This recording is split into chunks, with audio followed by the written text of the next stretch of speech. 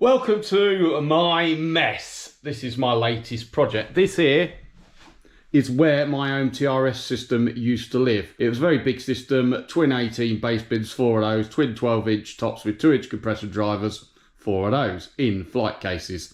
Very big, not used very often, so I sold it. But what I decided I would like is a system by a very, very expensive, well-known brand, what rhymes with, like, say, Pexo. His system is 4 18-inch 6-order bandpass subwoofers and 2 15-inch tops. That system's about £3,000 a box. My budget is that for all of it. So, if you can't buy it, build it. This is the start of my project. This here is a 6-order bandpass. What a 6-order bandpass is basically the driver sits between 2 chambers which have a port for each chamber. The size, the volume of each chamber combined with the opening size of the ports and the lengths of the ports determine the tuning frequency for each port. So it's basically tuned for 2 frequencies, which makes it a very good sounding subwoofer and one of the most efficient types of subwoofer. I have decided to tune mine for 40 Hz and 80 Hz. I can't just basically make the same box as the system that rhymes with Pexo, because their driver is a different driver and it reacts differently. Although I believe their driver is a BNC driver, it's not labelled up as which BNC driver it is, so you have to take a good guess. But this is a BNC driver. I have been on WinISD. I have basically give the size of each chamber, the size of the 2 port openings, which I've made mine equal, whereas the Pexo rhyming system have made theirs slightly different sizes. And WinISD has said if you want that 40 Hz, that 80 Hz, make that long, make that long, which is exactly what I've done. So in this video, we're going to see how I got here, and then we are going to finish it. Got me some plywood, got me a plan, got me a cut sheet, just need a track saw. This is not a track saw.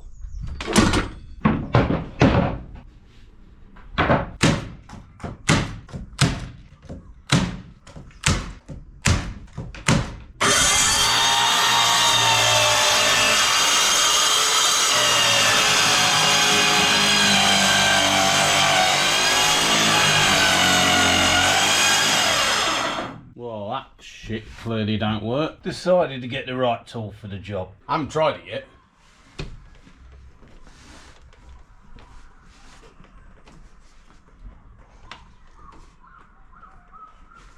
yet. Yeah, that's good.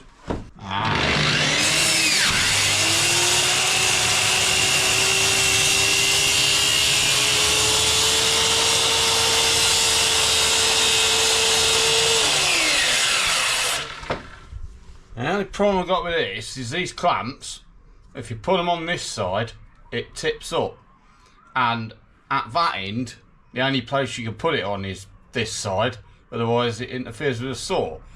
So what you need to do is put it sort of halfway down your cut there, when you've done your cut, to that point, move it around the back.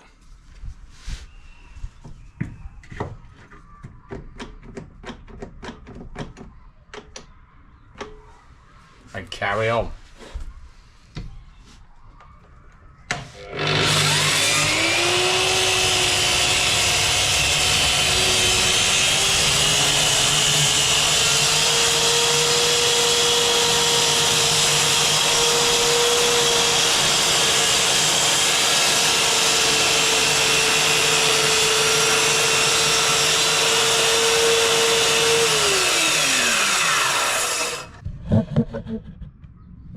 Until you get to the last clamp, which now I'm going to have to move that round here.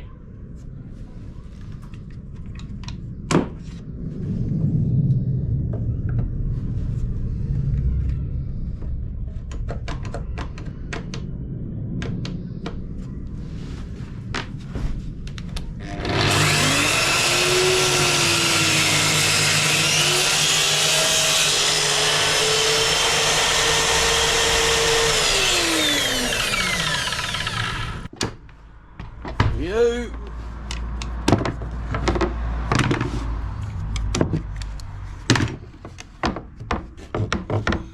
Okay, I missed the to start. So, yeah, that's dusty. But that there, no splintering at all on that. This edge down here, that's nice too. Even when I had to come back and do that bit, what I missed. So this was a 40mm cut. That's stayed on 40mm. That stayed on 40. And we're 40 down there too. So that means I can crack on with the plan. So turn that over. I need to make the base, and yeah, that's called top, but it's the same size as the base, and the base, which is the same size as the top first. So they are 775 by 675. Now neither of those measurements will go double that way because they will be more than the wood. So what we're going to do is we're going to go 675, 675, and then we're going to go 775, 775, and there's going to be a little bit left over here which we could use for whatever. So first plan of attack is to take 675, add it to 675, add a little bit on for error, and cut a line down there to get that. And then when I've got that, I'm going to cut an actual, because you've got to allow for the blade, an actual 675, and an actual 675 out of that smaller piece, and then I'm going to spin it round and I'm going to cut 1775. In fact, no, I'm going to do 1775 first, and then I'm just going to cut the 675 and the 6, you know, I'm just going to cut it. Well, I've been busy and I've got all the bits cut down there. I've got all this sawdust down here, and I've got a fucking mess over there. So I started assembling it using glue and the nail gun. Obviously nail gun's kind of hold it while it's gluing. This is the front here. This is one of the ports.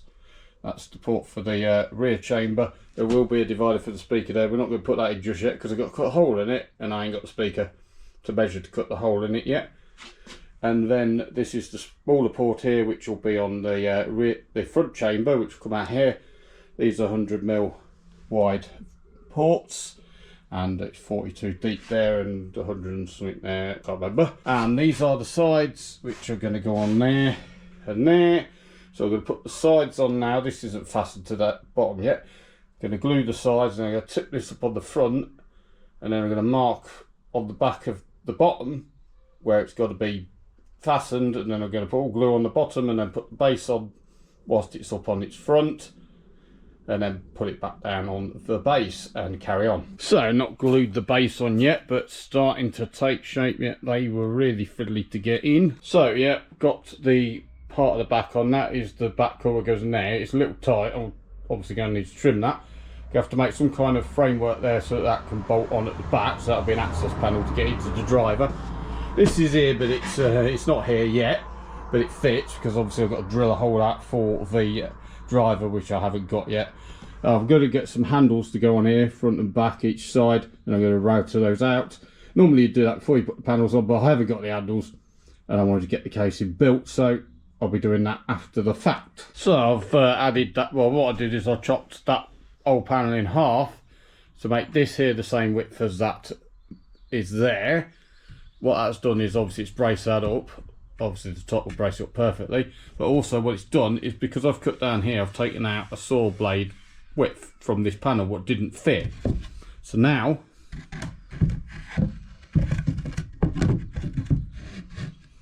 that fits. So now we could try the lid on it and see what it's going to kind of look like when it's done.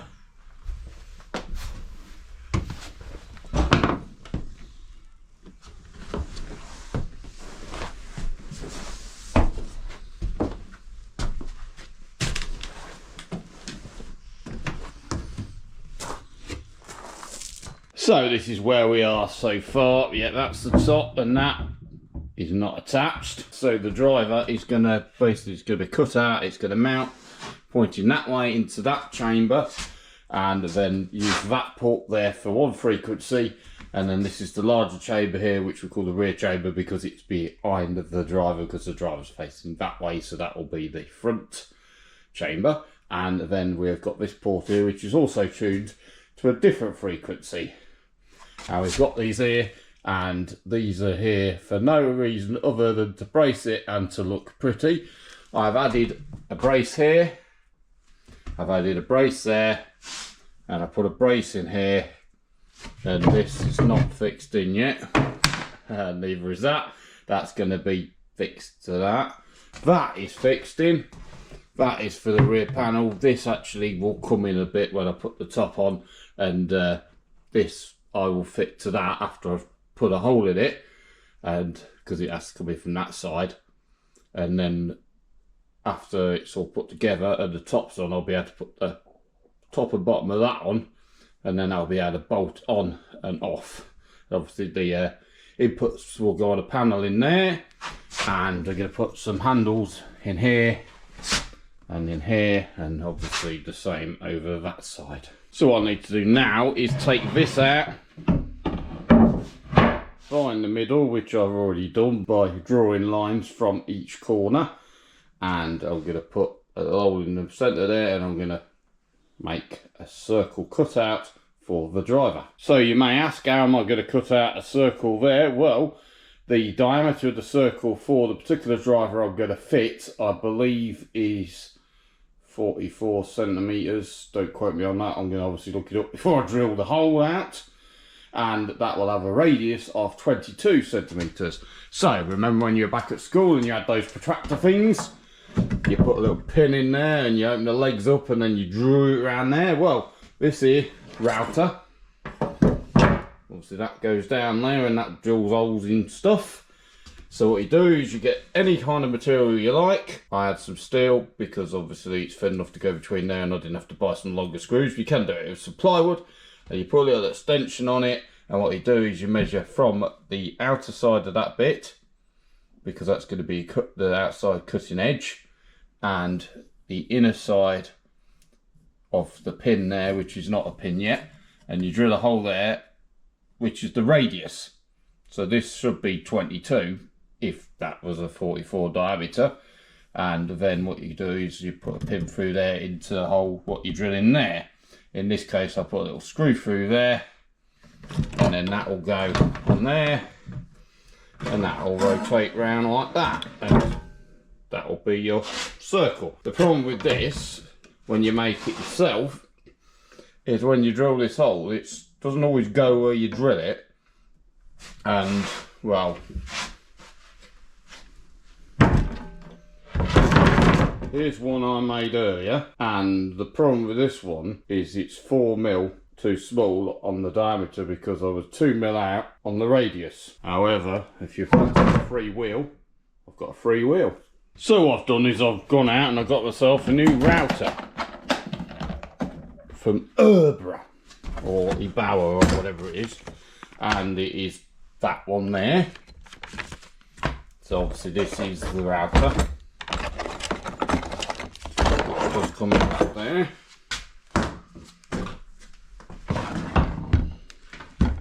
So that's the little router there, look. But what you get with this router is you get this jig. So obviously this thing here, if you want to cut a straight edge, you could kind of run it along there. These will bolt into the side of the router, and you could adjust the distance for that. However, I'm going to take that all off. So you get two bars here, take them out. Get rid of that. Get rid of this little geezer here.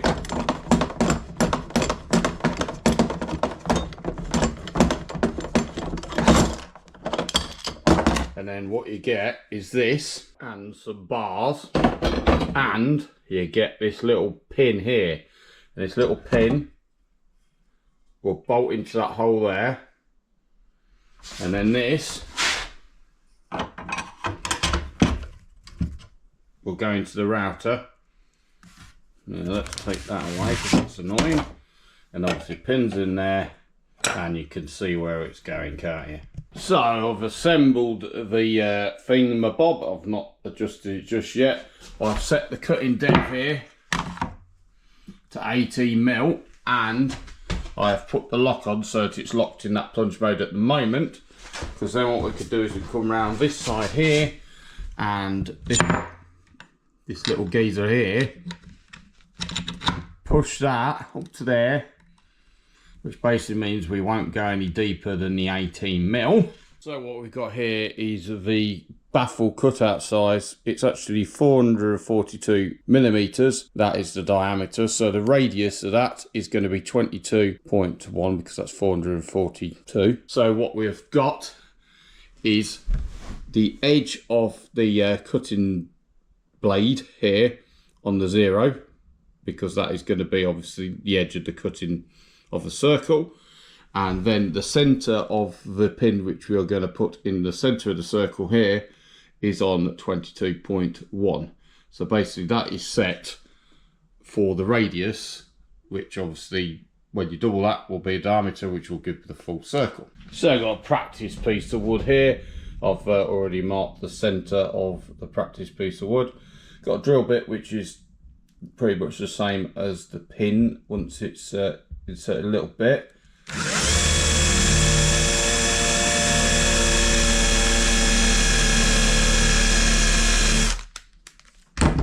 I'm not going to drill all the way through, but we're going to put a little weenie hole in there just so it don't slide about. So as you'll see, the limits of the practice piece of wood are pretty close. It's going to be millimetres off the edge, but this is just obviously to make sure it's the right size.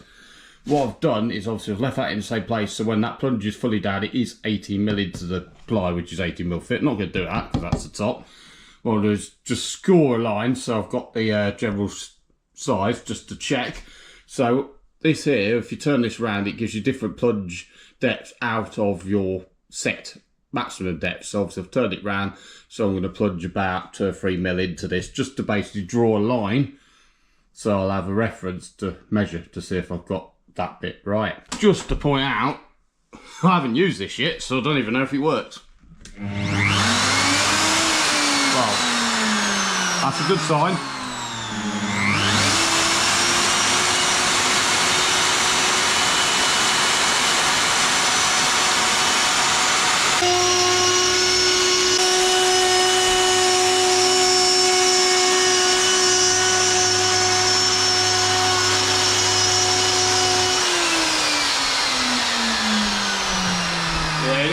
You don't cut through your cable, because that could be annoying.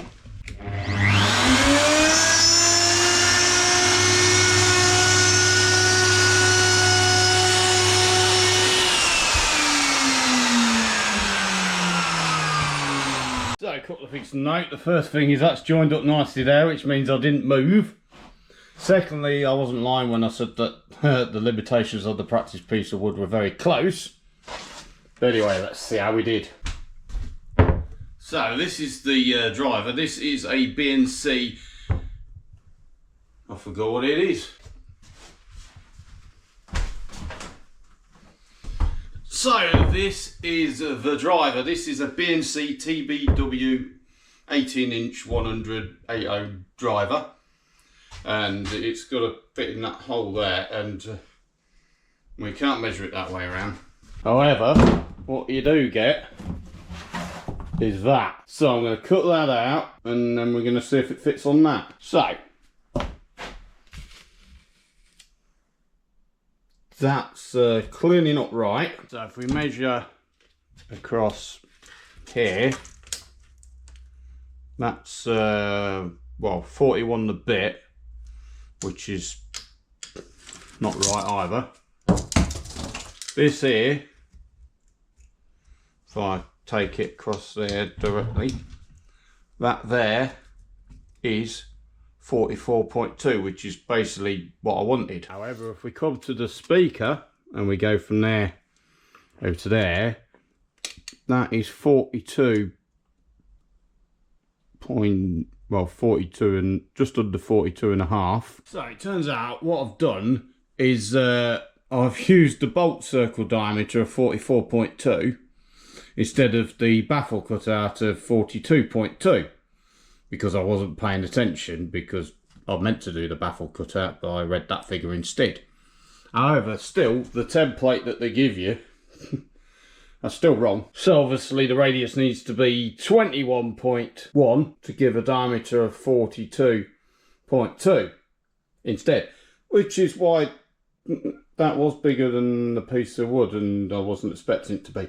So, take two. So this one is basically, move that back a little bit, that is bang on the money. That is 42.3, which gives a little bit of extra clearance, so good. And basically we're going to keep this template, because what we could do now is if I ever adjust this and it's out of sync and whatever, I could put that in there. I could just loosen up those and press this down, slide it into the groove, and then I've got it in the right position. That's assuming when I send it on that, it actually is in the right position, but we're going to find out. Well, I started to send it and yeah, there's good news. That measures correctly. So, I'm going to put the router back on. It says, like that. And now we're going to step this down so that it will go in deeper and go around again, and then we're going to step it down again and it will go through, hopefully.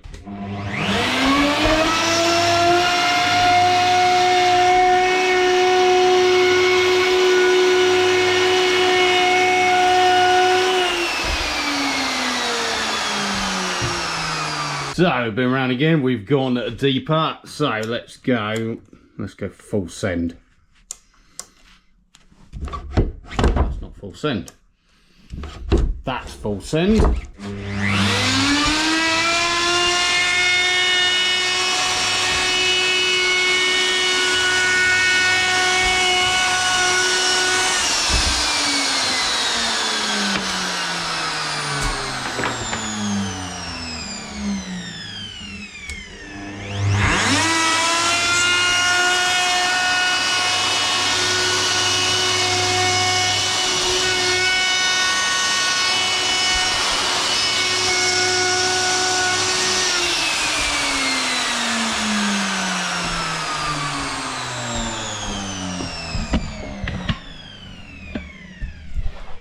So we're almost round. What we got is a little bit left here, and that's basically what's holding it on. But obviously we've got this gap here, which basically means that can go like that now. So what we've got to do is be really careful with that last bit, so we don't fuck it up.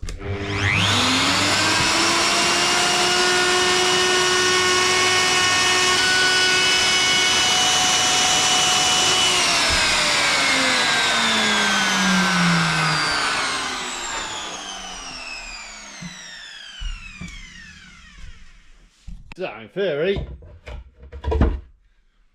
comes out, and we didn't fuck that bit up. Probably because I put that under there. So there is something reasonably useful about having flight cases lying about the place, and that is I could test fit that in there. But what we also need to check is this fitment here, because obviously this needs to clear that, because I'm going to be mounting it from behind, because there's going to be nowhere to get in from that side to put the driver in, so you have to go in the back door and mount it like that from behind. So although I'm going to mount this from behind, the best way to locate the holes, which are an M6, so a 6mm drill bit, is to, well, put it in the hole from like above and drill them.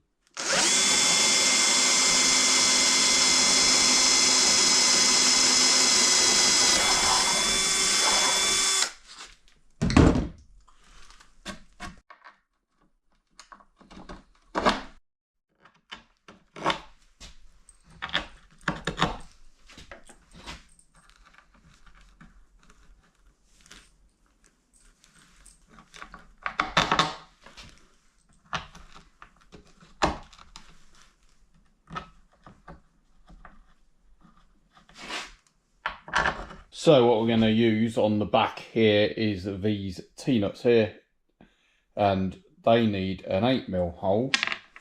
So what we're going to do is just drill out the 6 to an 8.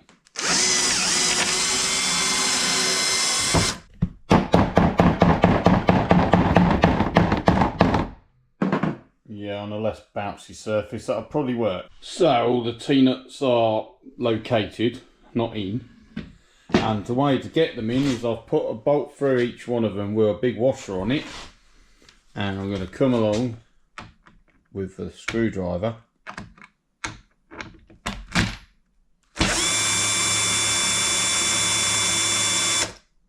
And just knock the T-nut out the bottom. So yeah, this is a 2-amp job. So I'll hold that under there and I'll tighten that up.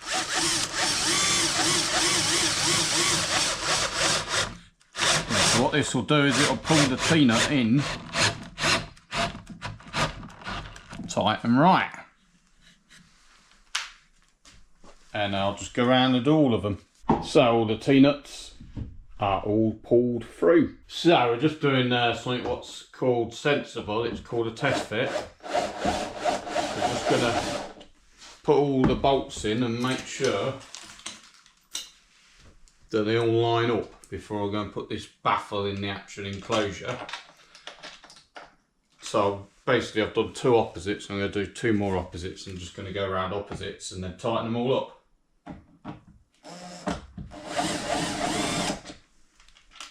And not lose the drill bit in the screw. Now theoretically, as we drill them through the things, they should fit, but nothing in life is guaranteed.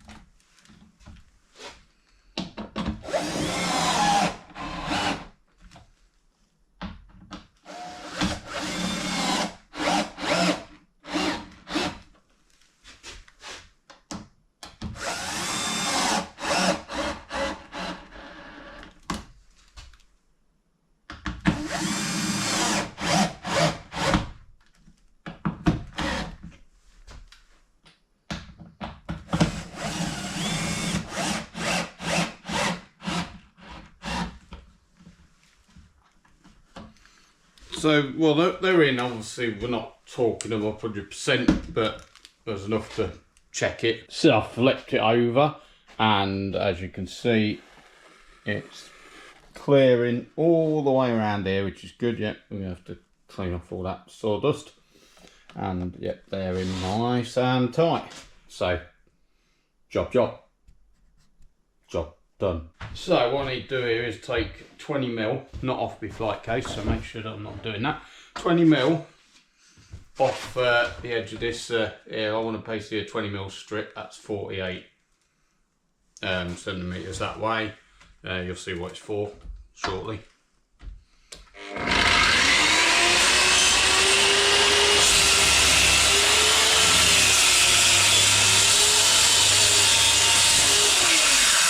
All of these trap saws is the clamps.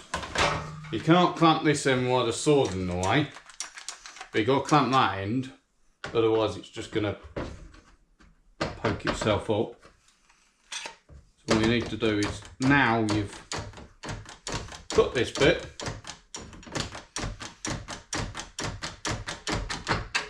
Put that clamp on and take that one out the way.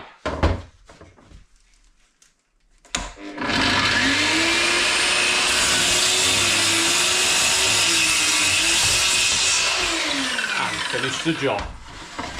So that there is to go there because the other piece, which was an offcut, was just not big enough. So we'll glue this.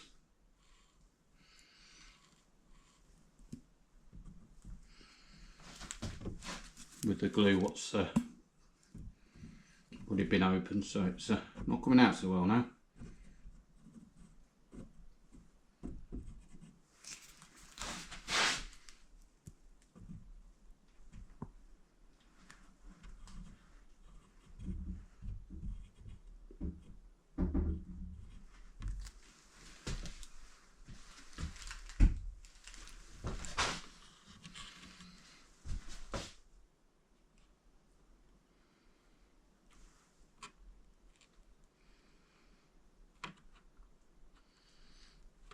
And in addition to glue, that getting nailed.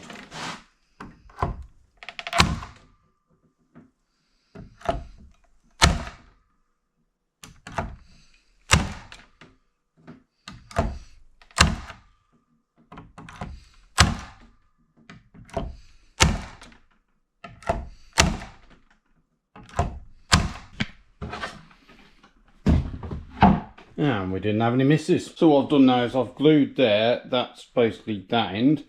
I've glued on the end of that, glued on the end of that, glued down there, which is going to be the back side of that, and glued along there, which is going to be the bottom along there. So what we need to do now is get it in. That's what she said. So you glue everywhere, because that's the way it happens.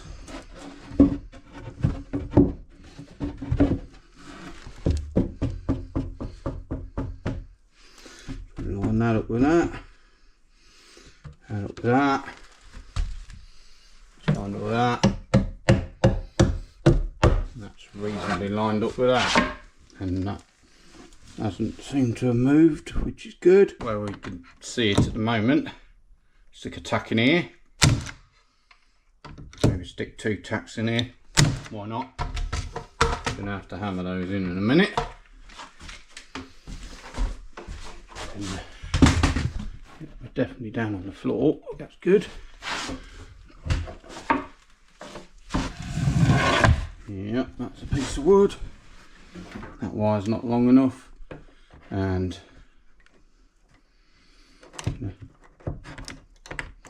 you there, stick one in there.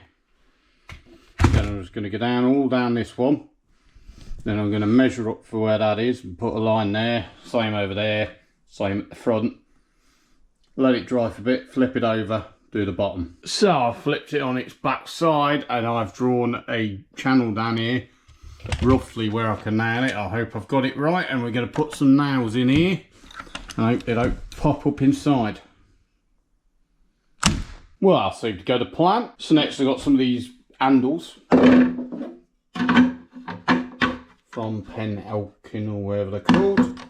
We're going to have one there and one there. So what I've done is I've drawn a line 15 centimetres up from the bottom, and roughly 15 centimetres down from the top is roughly the middle. It's not quite the middle, but it's a nice, you know, round number, whatever. I've come in 10 centimetres here because that's how deep those little fins have got there, and then I've also got a brace what starts here somewhere, and then I've come in 10 from the back because that sort of goes with what I'm doing in the front.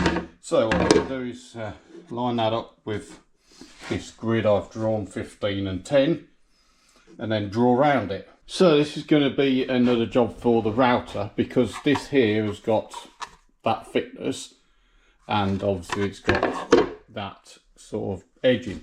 So what I need to do is router this bit to that thickness and then cut a hole out that size. So what I'll do is obviously I'll do this thickness here plus a bit, so that we've got a bit of wiggle room, and then we'll just basically cut the hole out accurately in the middle. And what you have for the router is you have one of these guides which will slide into the router and it can go along a flat edge. However, it'll reach here and it'll reach here, but it's not going to reach that one. So what we're going to have to do is just freehand it. But it's easy enough to follow the line, so I think it should be fine. Obviously what I need to do first is set the depth. So I set the depth. It's quite simple as just pushing that down, bringing it up until it's basically flush with that, putting the lock on, checking you're happy with it, finding out that you want a little bit more, take the lock off, maybe there, put the lock back on, check it again. It kind of moves every time you take the lock off. So maybe we'll just give it a bit more than we want, and then it'll bounce up. Put the lock on at that, and that there's roughly where we want it. But what we've got down here is we've got a fine adjustment, so you can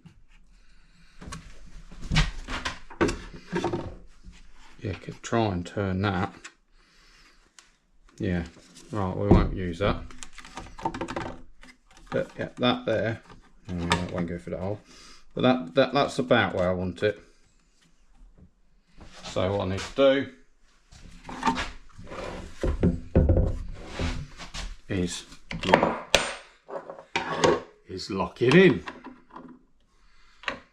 Find out where it fell out of. So yeah, I'll lock that in at that there. Basically means we can't push it down any further than there. But obviously what we've done is we've got a spare piece of wood and we're going to check it first.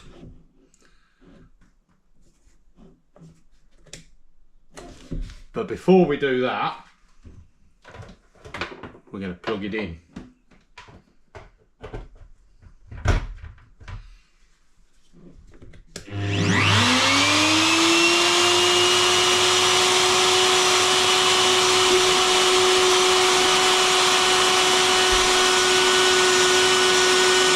So here's the test piece. Yep, that routed the right depth, so that's good. What I then tried to do was cut out here with the router, and that went wrong. So I've worked out what I need to do really is cut the middle bit out with the jigsaw, because that's easier, and just do the outside with the router. Don't do the rounded corners because they don't work, just do 90s. And the freehand, that's a problem. But I've worked out I can do this side, that side and that side with the guide, and it's only this side that I've got to do freehand, so that is what we are going to do.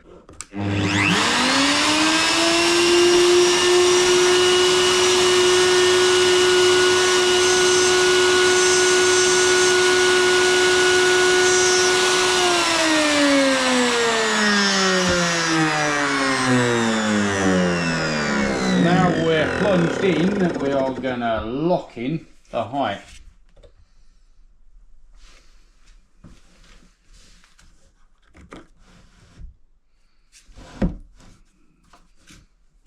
Get rid of the crap out of there.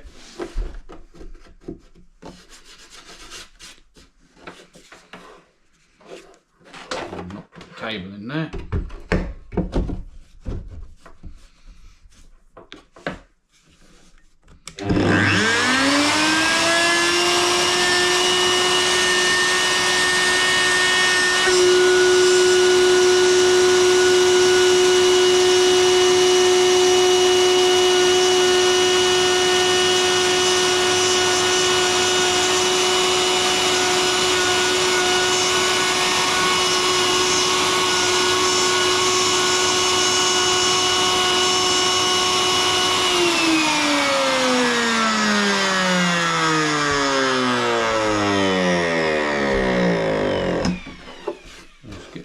shit out of it, so we'll see what we're doing.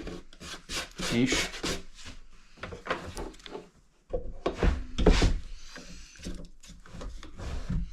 Because what we want to do is get this in properly.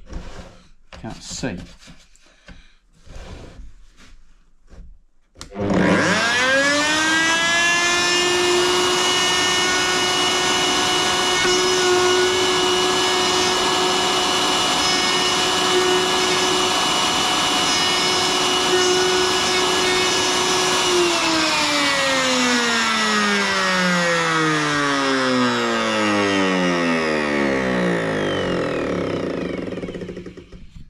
Spun a 90, we're going to just free those rails a minute. What we'll do is we're going to put that in the end of that, which gives us the right starting point.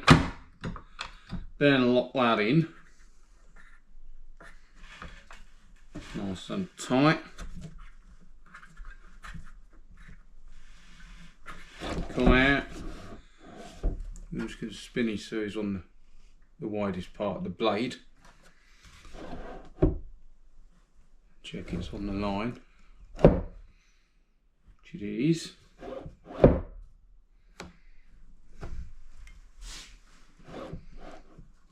Hopefully.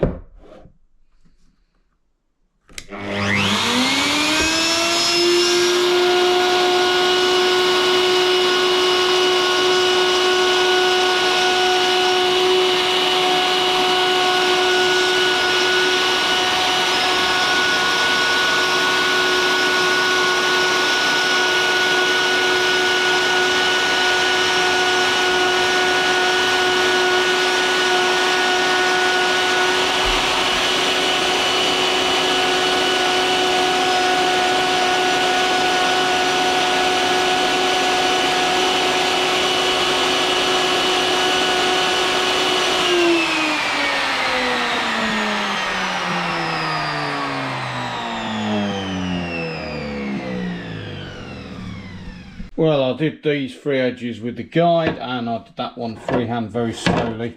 I did try and clamp something there, but I could only clamp it down because obviously that bit's there and it doesn't work, it moves. So yeah, it's just freehand very, very slowly. Also found one of the nails holding some bits in there as well. But that lines up, so that's good. So obviously what I need to do now is I need to router out all of this bit here. And then these lines here is where I've got to cut with the jigsaw. So what I'm going to do is going to drill 4 holes there first, ready for the jigsaw. Then router all that out and then jigsaw it out. So I've routed all that out and I've jigsawed out the middle bit. Here is that. It'll fit like that, flush. I can't get it in. I can't get it in yet because that brace there I put slightly too long there. I've routed down as much as I can with that, but I can't reach anymore. So what I've got now is the multi-tool. I'm going to try and chop a little bit out of that corner of that, and hopefully they'll go in.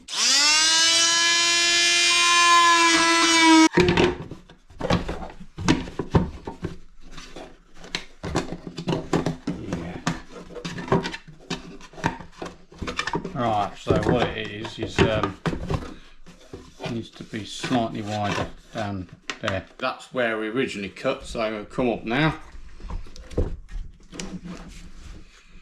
and come over half a blade. Just lock that down there so it stays well on it, and then I'm going to put that flush.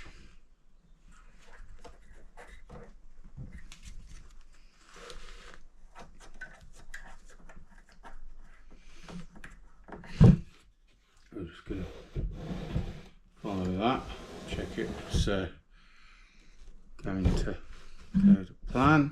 So all the handles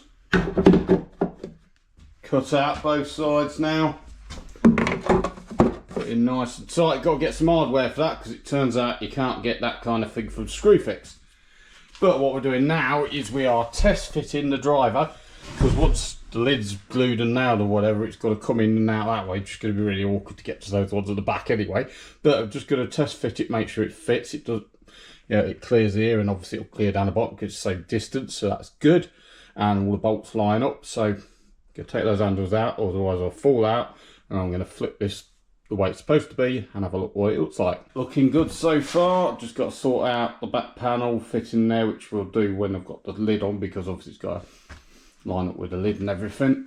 I've got to find some hardware for the handles, and when I've got the lid on, I'm going to have to put some kind of routering strips in the lids and some feet system so that they kind of interlock together. So for this handle, I'm going to use some M4 T-nuts with some M4 bolts, and they have the countersink head. So basically I've got to drill a 4mm hole, and then I've got to drill it out to 6mm for the T-nut. Let's get that done.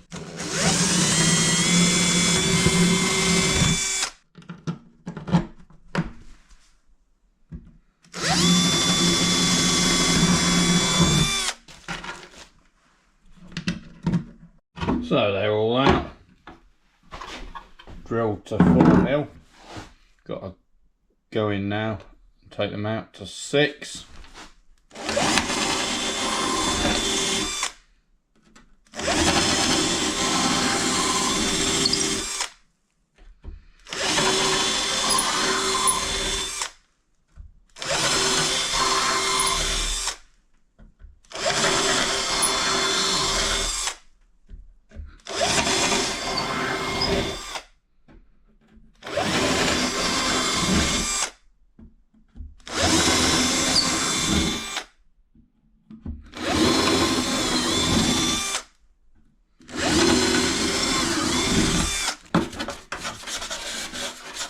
Press all the T-nuts in from underneath, and you hope they don't fall inside. So to stop them falling inside, what I've got is a separate bolt with a normal head on it, T-nut washer, put that there.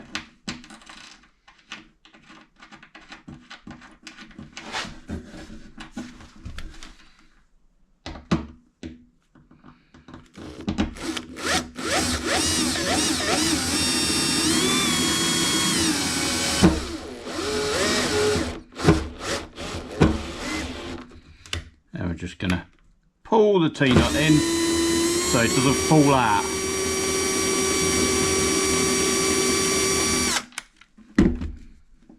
Go around all of those. So that was quite a lengthy process, and I only lost the one washer, which isn't bad.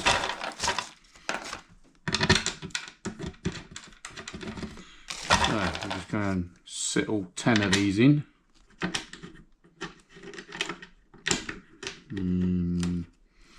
Yeah.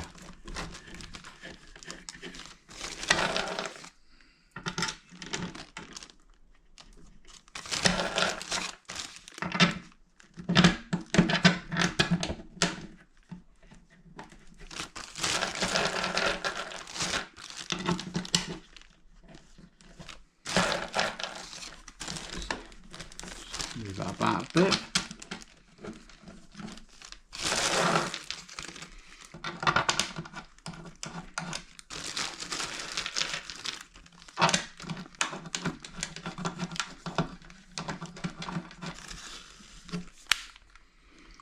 And we'll go opposite. So I'll go down here.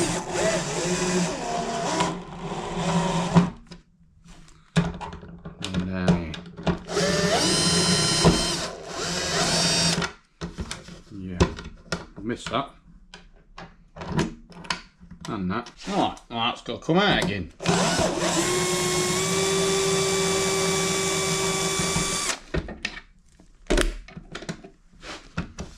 Well, they certainly have anyway.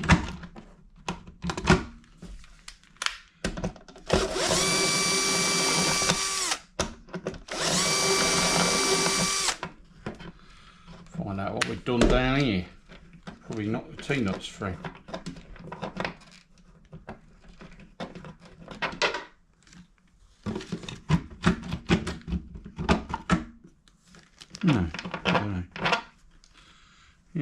say that T-nuts fell out. So problem solved. So now somewhere down in there's a T-nut and a washer. Anyway, I'll put these back in and hope nothing falls inside again. And then tighten them up.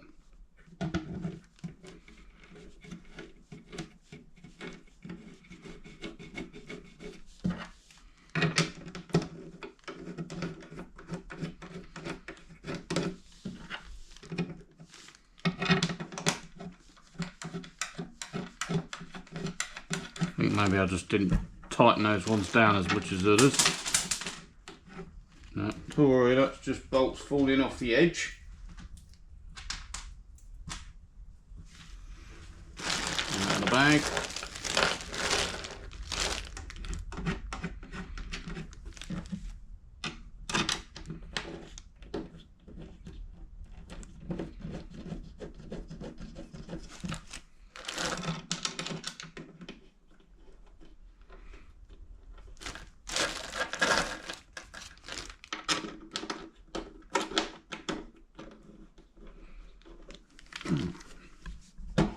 Get you first because you're assuming a bit iffy.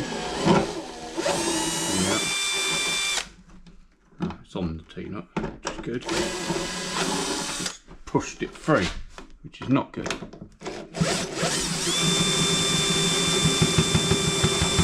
it was doing the same. Marvellous.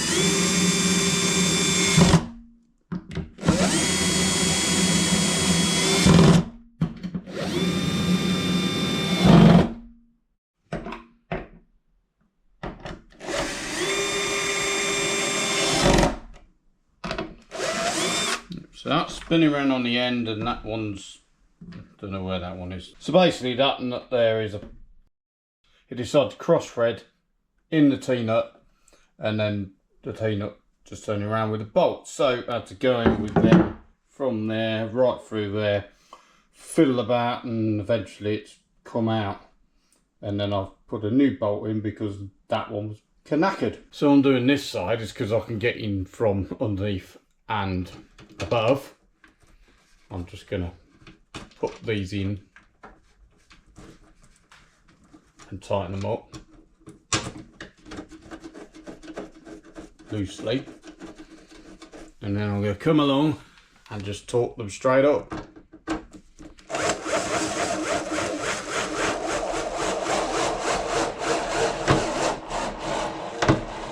So now I'm going to make use of those new handles, and we're going to tip this up on its side.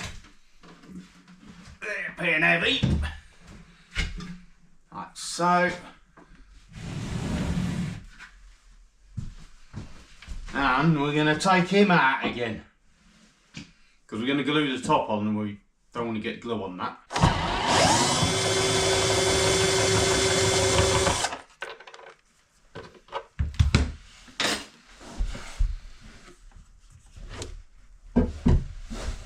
So, all glued up. I know where that is because that line is there. I know where it lines up at the back, so I could draw a line for me to be on the top once it's on. I know where this is. I've marked on the side where it ends. Same with this on the side there. So, I know where to put the nails. And I've worked out the best way around for this is this way around. What I need to do is kind of get it roughly right and slide it about and tack it in. So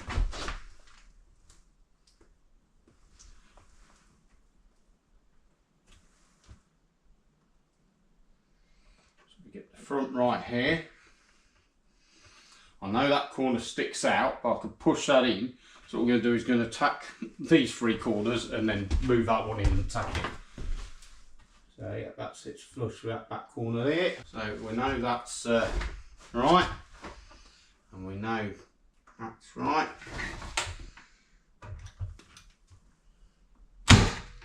Right, so you're there.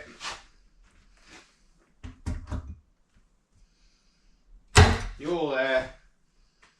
That's all flush there, front. We could fix anything anyway with a sander. That's flush at the back.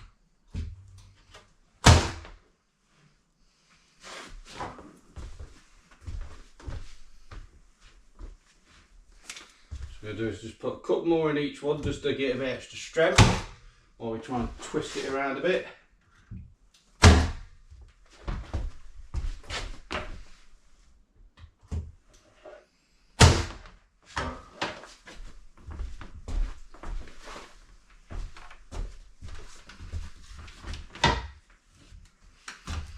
And this back corner here now wants to come in.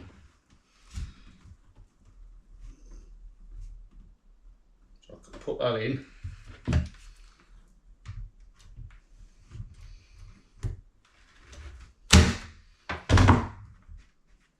And I can make it stay there. Now, time to just put shitloads of nails in and wipe the glue off.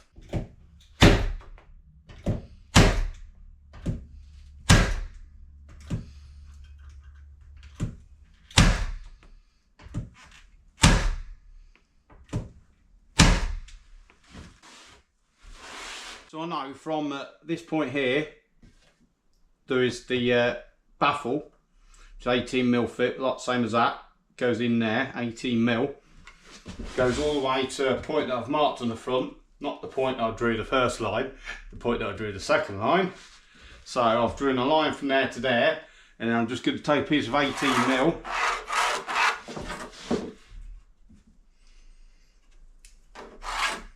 and I know I've got 5 nails anywhere in there, and I'm going to hit that baffle. Then on the front, I know the port basically is 18mm thick from there, and it goes that way. And on the side here, somewhere here, I've put a mark about where it goes to. So it goes roughly across there, and it comes out from here. Basically, if I go a line like that, down there, I know if I fire nails in there, I should be hopefully alright. Or don't veg too much that way, you won't see them if I miss. Same over here, ports here and here. And I marked on the side that it comes to about here. So I'll draw that up and we'll fire nails in. So both ports marked up, baffle marked up, nail gun. They're ready.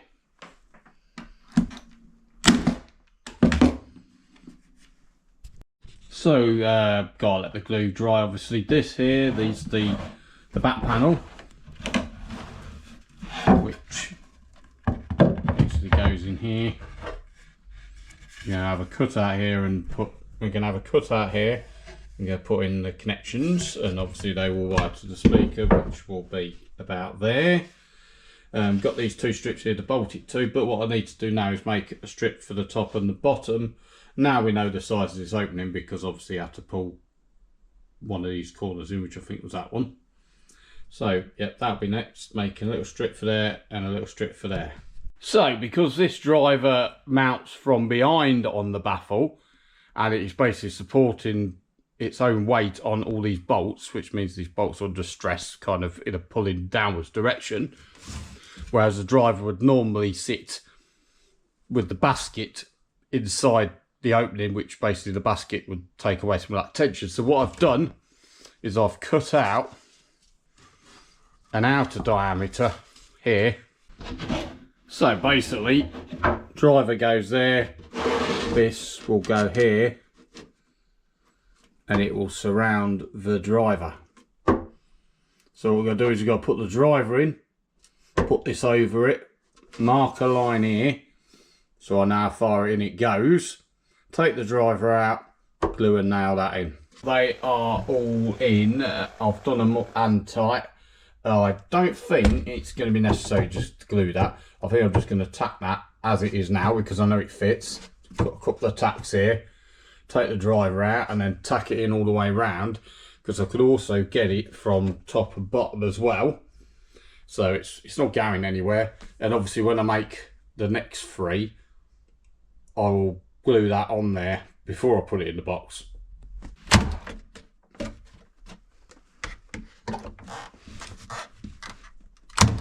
So next I have got the M20 pole mount, which is going to go over there. Not decided exactly where yet. Somewhere near the middle, probably slightly towards the front. So I need to cut out a circle. The only problem we've got is if I stick this here, you will see that that's the furthest in that pin can go for the radius, and well, it's not there, which is a problem.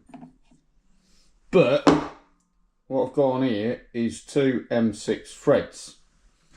What I've got here is a piece of plywood, which basically will give me 5mm extra clearance, which is, well, if we put that there, we put that there, that's about what I want to router out. So if I take that pin off there, that won't do that. So what I'm going to do is I'm going to draw 2 lines there, which I've already drew. Drill 2 holes, bolt this on here, put a hole through it somewhere here for a pin, and then this will be able to sort of adjust further in for a tighter radius. So here's my jig, somewhat shit. I have put a pin, which is basically a M6 bolt through there with a T-nut in that. I've bolted that onto there. They don't sit flush, but neither does the T-nut, so that should probably glide about right. That is bolted onto there, and that there will slide into there, and we should be able to get very, very tight radiuses. So the only small issue is that is maximum travel, and because I've got that 18mm ply, that doesn't quite, I need to come down another 5mm. So there's 2 ways we can do that. We can either use a different thickness of ply what's thinner, but I don't have any, or this bit here, I can just seat it further up. That's what we're going to do.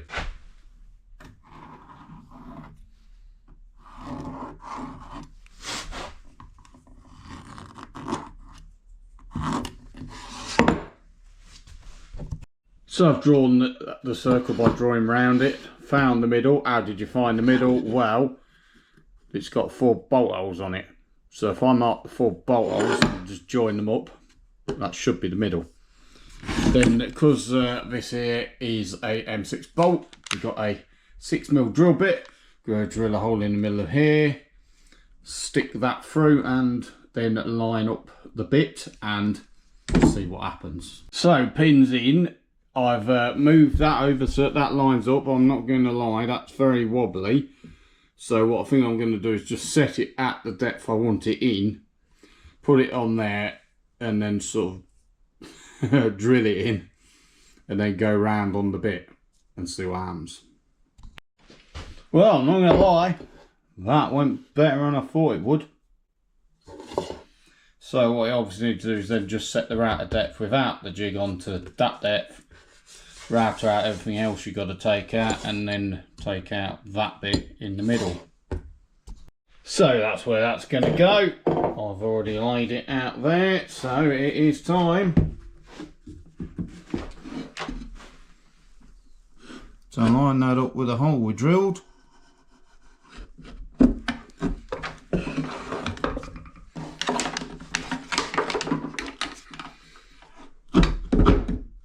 And send it. So we sent it. That's fits nicely in that sort of area. We do get this scuff mark here, which is from that. Nothing, a bit of filler won't solve though, because obviously going to put some filler over the holes from the nails and whatnot anyway, so not a big deal. So now I've got to take out that centre piece there. It's about 33mm. Got 32mm. Gonna give it a little bit of a knock to get it in. So before we go in the top here, tip with these, if you don't want any splinters, just go for both sides. So what we'll do is we'll come out from underneath first, if we can find the hole, which we can't. Oh yes, we got a light on the drill. So we'll just start it off underneath. And then I'll finish it from above.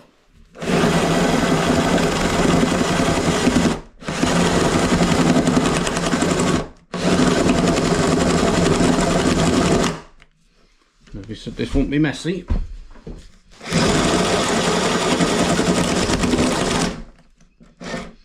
Yeah.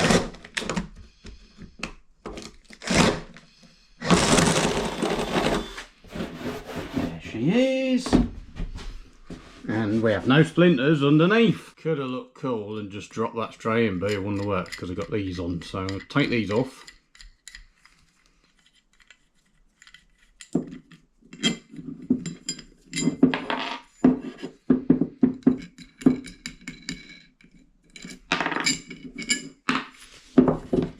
Now that goes in there. Obviously we've got a router out all of that now, but that fits in the middle there and it lines up all the way around the outside. So you're going to get the router out and get rid of all that material. So what I'm going to do here is I'm going to use the groove I've already done to set the depth. I'm going to lock that and we're going to mark it with this geezer here as well. And I'm going to come along.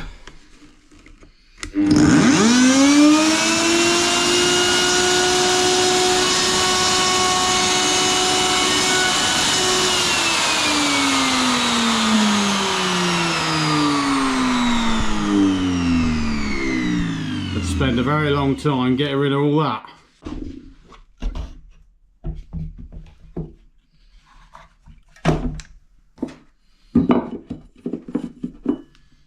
Go.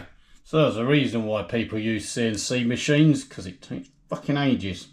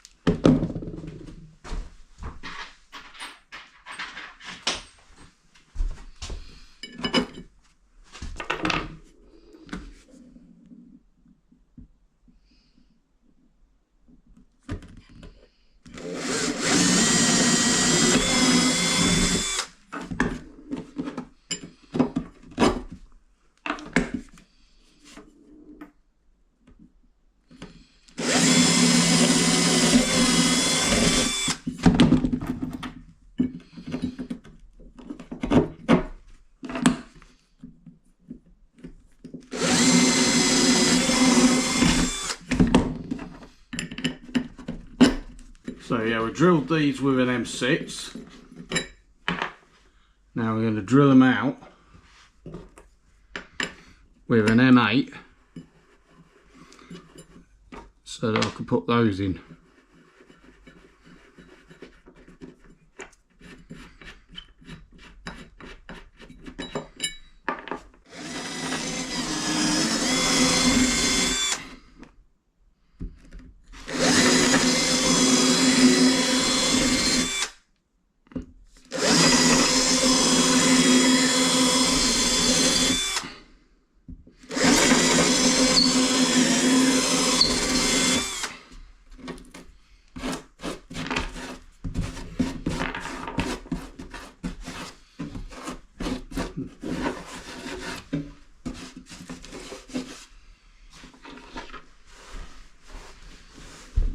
So we put the little T-nuts in underneath, if we can find the hole. And then we'll thread them from above.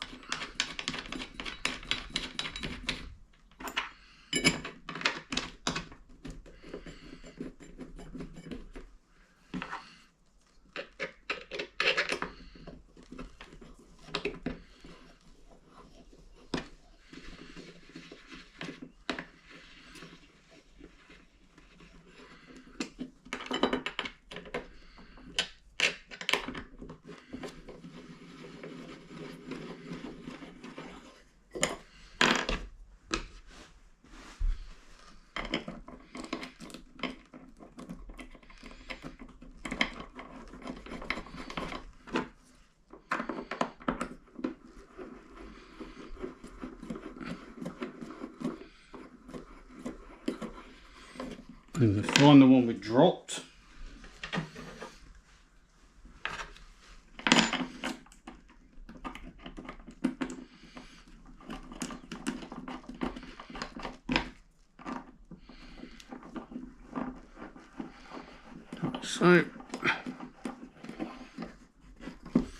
So I do is I tighten this from above. Now I go down below. I put the lights on. I tighten this from above. It should pull the nut in.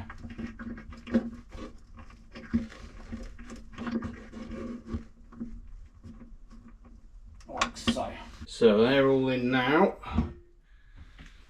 And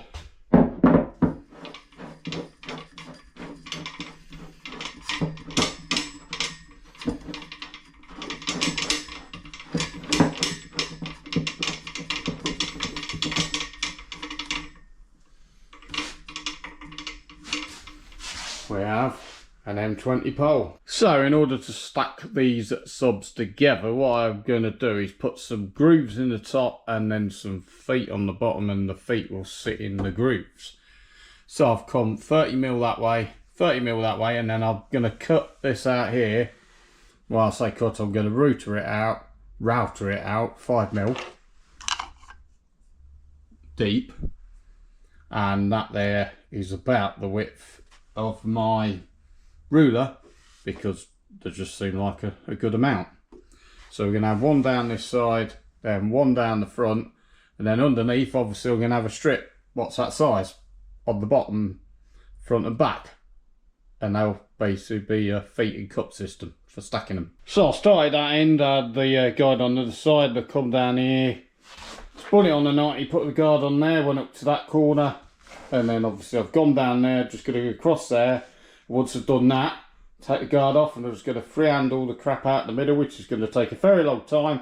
Then that'll be the back done, and then got to do the same over at the front. So there we go, I've cut that out there. So what I'll do is obviously make some feet what will sit into that groove, and I'll do the same for the front. I'm going to have to put some filler in here because that is a manufacturing defect with the plywood. They forgot to put a bit of wood in there. Well, that's both cut. That's a lot of sawdust, and that was a lot of time. So now we're doing the cutout dish for the back panel. I've chosen to go 15 up because the handles are 15 up, so it'll be level with the handles-ish. I've used the straight guide for the straight edges, and then I've just done those by hand after drawing round that. And that looks about right. So what I need to do is cut that bit out and router that bit out. So I routed the shape out, and then I've basically cut out the square in the middle with the router. Instead of the jigsaw, it's a lot quicker, but it does set things on fire. And then I went round with the router and just widened that up a little bit so that she fits. So just fit that final piece up there. I've cut this piece. I'm not fitting it, because if it's in, I can't get the driver in, so I have to get the driver in and then put that in afterwards. And then if everyone take the driver out, they'll have to break out. Or I could screw it in. Anyway, panel.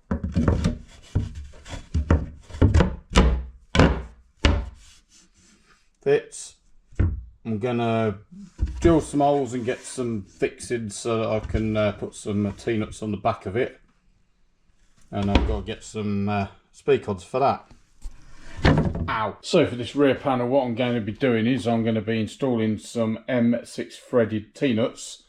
They need an M8 or an 8mm hole, but we're going to obviously use M6 bolts, so we need a 6mm hole on this side, and then on the bit underneath here, that needs an 8mm hole. So we drill a 6 through, and then we drill that out to 8, then we put that up from underneath, pull it through with a bolt, put the panel back on, and then install the bolts we're going to use, which is not these ones. So I've gone round and I've marked 10mm off there, because that piece behind there is 20mm thick, so that is basically the centre line of it. One in the centre, one there, which is basically 30mm in, 30mm in, so it'll give 10mm clearance on that one piece there. Then down here I've just gone in 30mm at each end and then spaced them out evenly, which happens to be 14mm. Just so it, you know, fits up nicely. These ones here will do later because I haven't got that bit in down the bottom yet, because I can't put that in until the driver's in. Otherwise the driver won't fit past it.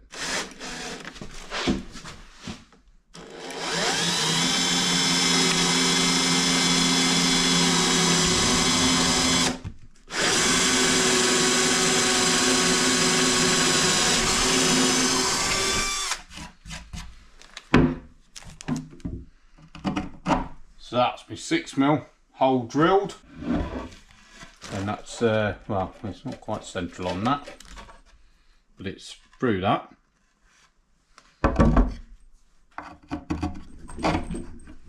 So that's all the holes drilled there. They are 6mm at the moment. This is a 8mm. I'm going to drill them out for 8mm so that that can fit up underneath there. I'm going to start with this one here because this is the one where we got a bit too close to the edge anyway.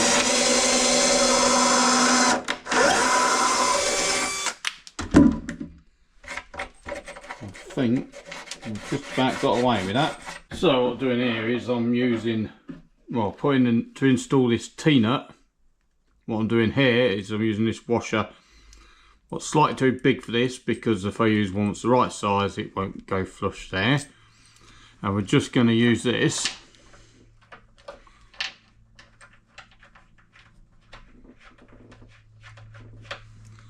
with the screwdriver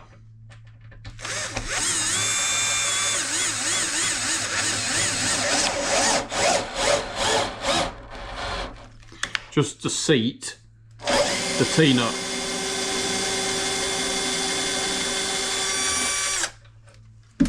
So what we're actually using is these Allen key bolts here, and here's one I made earlier. If you tighten them up but not too tight,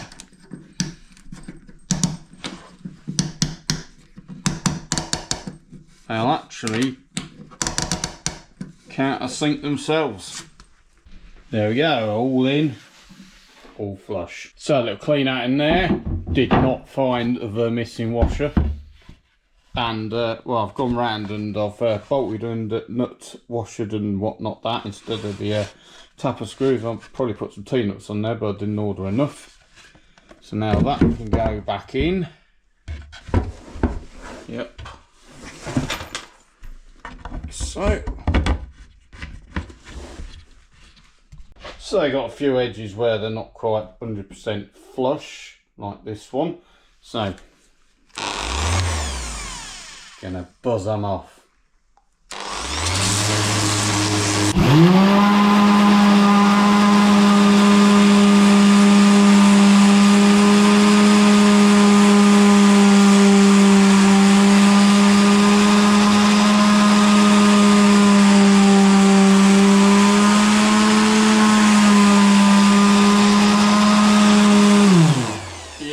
This is not a quick process. So yeah, that's fairly smooth now, which means we can put back in the bolts that I took out to protect after I already bashed them with the sander.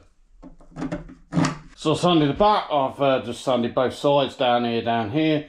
As you can see, I had to blend that into that bit because this bit was higher than that. So which goes to show, the straighter you cut your wood, and the closer you glue it together, the less sanding you'll have to do, and I have to do a lot. Also, if you change your sanding pad for every face, it'll cost more, but it'll be quicker. And it depends whether you value your time or your money. So front are also done. I've also blended these into here and here because one was slightly short. Now you can't tell. So when I paint it, obviously I'm going to have to filler these up and sand these, and sand the whole thing to be honest. But this sanding is for the next process. So up next we got this, a round over bit, and it's called a round over bit because it rounds shit over. So basically what this will do is this little wheel, well it's a bearing, but it's a wheel to me and you, is going to follow the contour of the straight edge, and this curve here is gonna put a curve in it, and the depth of the curve is going to depend on how far down you plunge your router. And if you plunge it too far, you'll get this straight edge on top of your curve and you'll get some kind of dado rail effect, and I don't want to be doing that.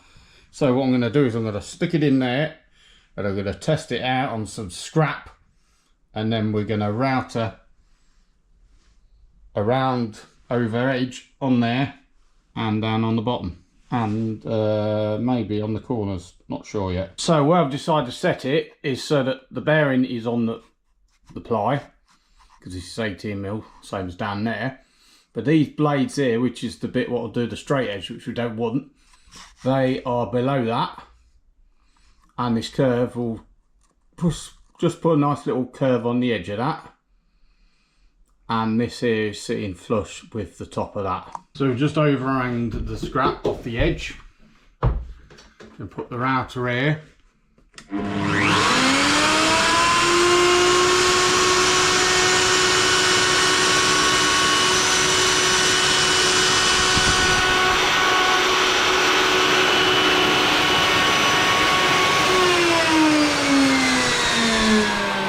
See, that's the round over with one pass. So we come back. And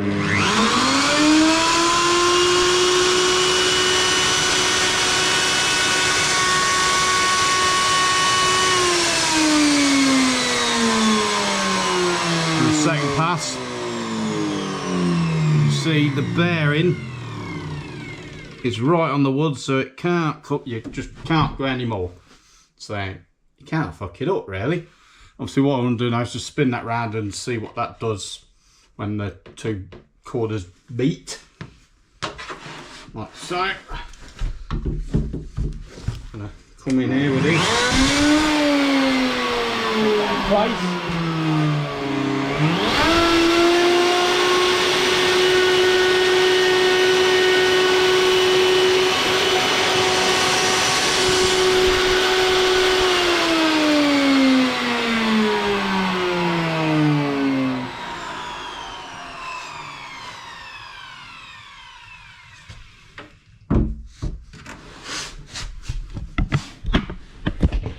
So that is what it looks like when two corners meet. So what this means is we can send it.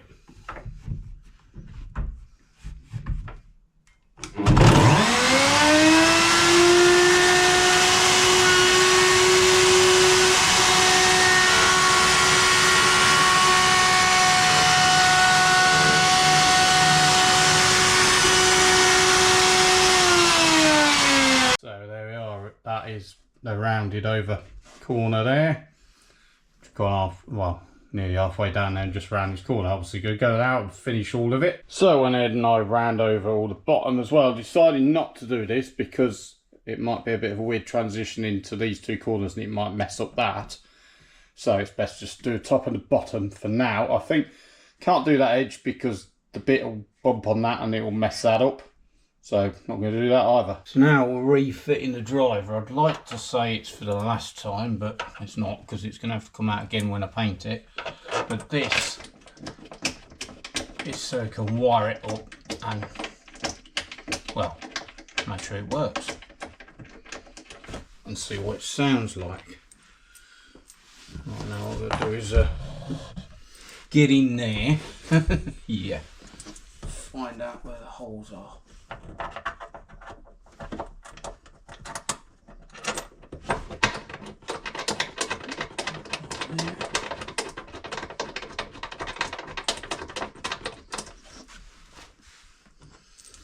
Most of these holes you can get to, it's just the ones right round the back which are slightly on the verge of awkward.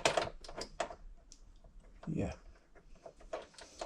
So I use this to torque them up, not the electric screwdriver.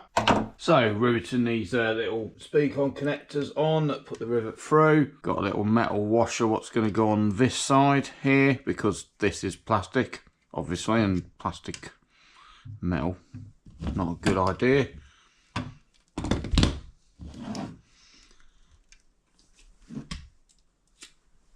Take the rivet out from last time.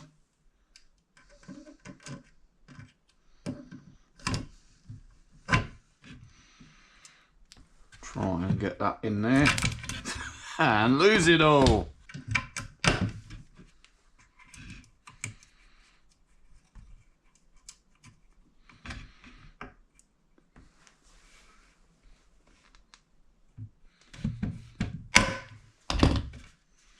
There we are. There we are, fitted with the two washers. So we've done a temporary cable up, just this side, obviously not wired it up for pass through yet. And that is because I just want to get it tested. I brought the world's crappiest wrong size connectors because I wanted the fully insulated ones. Locally, all I could get was 1.5mm. That's a 2.5mm cable. It fits, but it doesn't fit properly.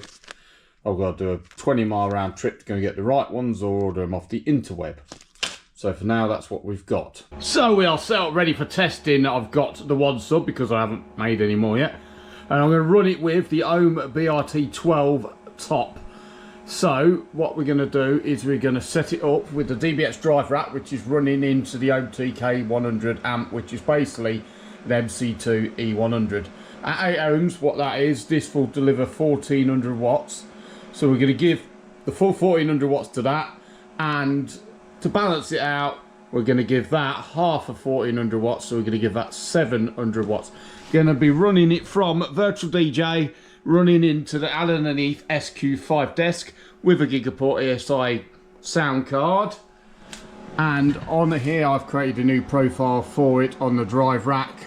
And if we go into the crossover settings, and if we just come out there, right, so the low pass crossover settings, which is basically for the sub, I am running it down to 32 Hertz, and then anything below 32 Hertz is that's basically what's called an high pass filter. Anything below 32 Hertz will not go to the amplifier, because at under 32 Hertz the sub can basically assert itself too much and pass its X max quite quickly, so we don't want that to happen. So we're not going to run anything below 32 Hertz, and you don't really hear much down that low anyway.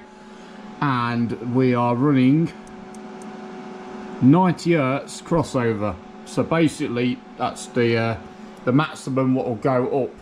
The highest frequency it will go to the sub is 90 Hertz. That is because the recommended settings for the Ohm BRT12 is down to 90. So obviously I'm taking this up to 90, and I'm going to take that down to 90, and they're going to meet in the middle, obviously. So if we come here into the high frequencies, you will see that here, obviously the low pass filter, which is basically the lowest the amp will get for the top, is the 90 Hertz there. And the way you basically set up how much power goes to the amp, because basically the amp is 1400 watts 8 ohm for all the speakers, but the drive rack, if you take off 3 dB, you're halving what the amp is putting out. So basically 3 dB off is going to give that 700 watts to the top. So 700 in the top, 1400 in the bottom. That there is going 90 Hertz upwards. That is going 90 Hertz down to 32 Hertz. And that is the setup there in the DBX drive rack. So now if we just nip on over here and we get a push play.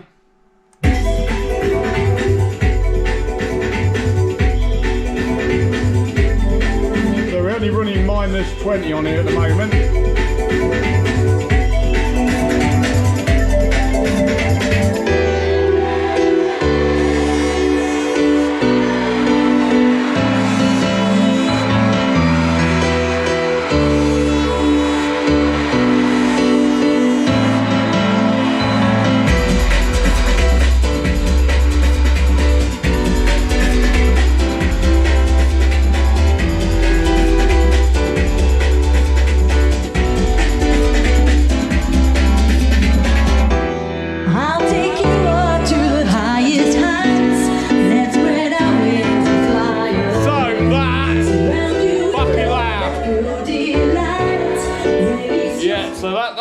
That's quite loud, and we're not really running full power because I don't want everything in here to just move about and break.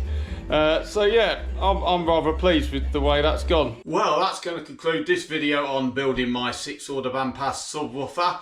Got 3 more to build, still got to put the feet on it, got to paint it. But for now, thank you for watching. Please like, comment and subscribe, and I will see you in the next one.